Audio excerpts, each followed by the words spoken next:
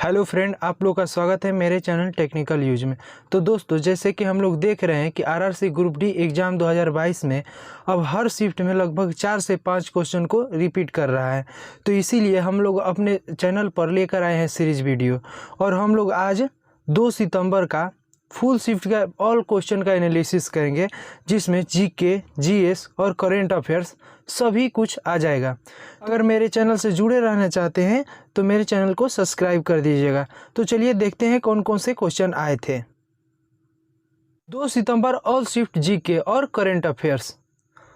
छोटा नागपुर के पठार से कौन सी नदी निकलती है? दामोदर नदी निकलती है।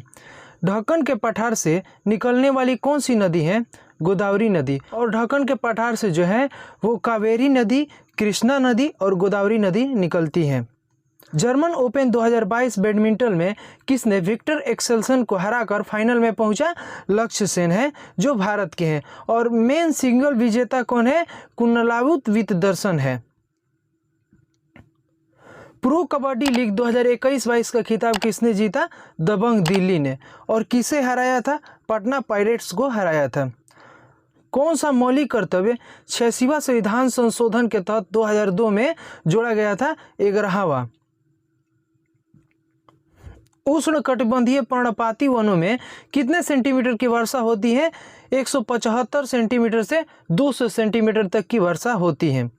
और क्वेश्चन आया था कि तमिल भाषा को शास्त्रीय भाषा में कब जोड़ा गया? 2004 में जोड़ा गया।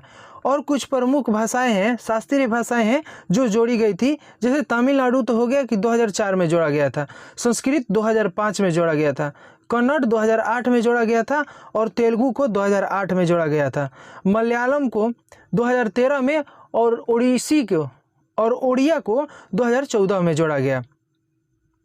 प्रार्थना समाज की स्थापना किसने किया था? आत्माराम पांडुरंगा ने किया था। और आत्माराम पांडुरंगा, महादेव गोविंद रानाडे और इतिहासकार आरजी भंडारकर बम्बई में 31 मार्च 1867 में इसकी स्थापना किए थे, प्रार्थना समाज के।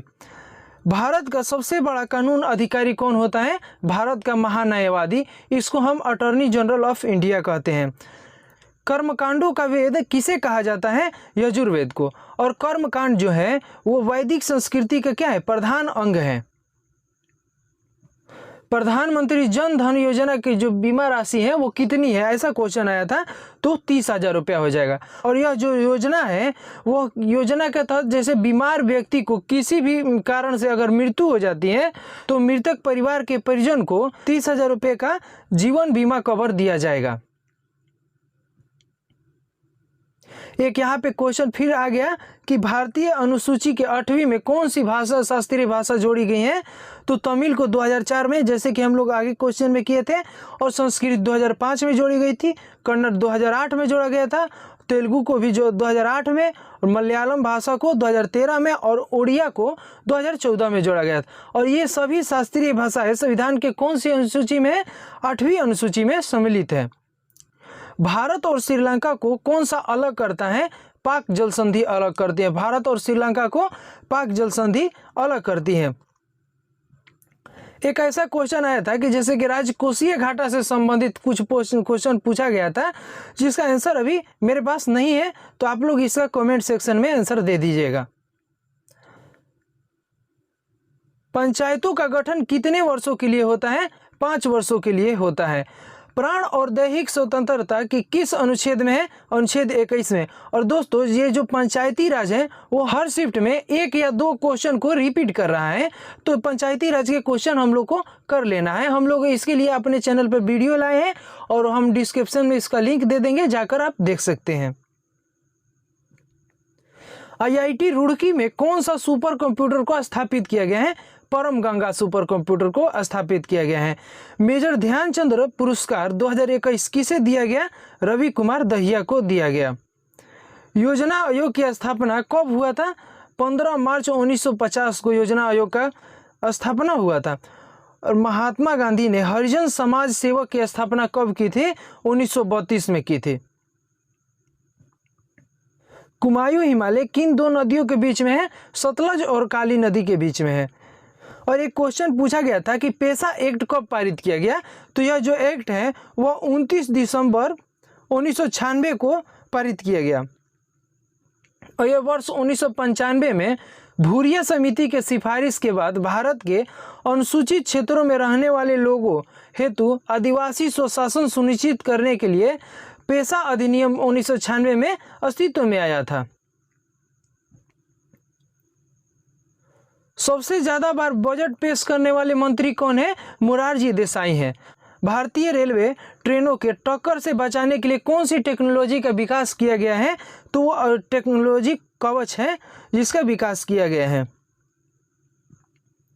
74वां संविधान संशोधन अधिनियम जो है वो किससे संबंधित है? वो नगरपालिका के गठन से संबंधित है।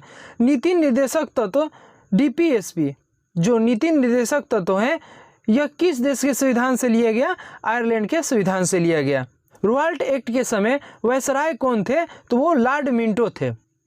आईपीएल 2022 में कुल कितनी टीमों ने हिस्सा लिया है? 10 टीमों ने। और इसका भी आईपीएल 2022 से भी संबंधित बहुत सारे क्वेश्चन पूछे जा रहे हैं, तो इसका भी क्वेश्चन देख लेना है। अब हम लोग आ जाते हैं 2 सितंबर का ऑल शिफ्ट का जीके। जीके नहीं होगा, यहाँ पे हो जाएगा जीएस। ये जीएस है, तो चलिए इसको देख लेते हैं कौन कौन से क्वेश्चन आए थे। और मेरे पास जो भी क्वेश्चन है 100% जेन्युइन है। तो चलिए देखते हैं क्वेश्चन को।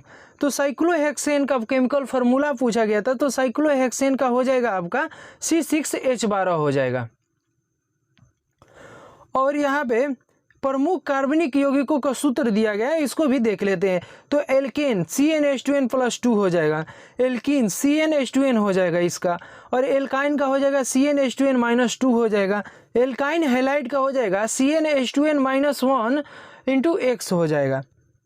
क्वेश्चन पूछा गया था कि कॉपर से कम अभिक्रियाशील तत्व कौन सा है? तो ऑप्शन में जैसे कि 4 ऑप्शन दिया गया था, जिसमें एक था चांदी था, तो चांदी उसमें सही हो जाता।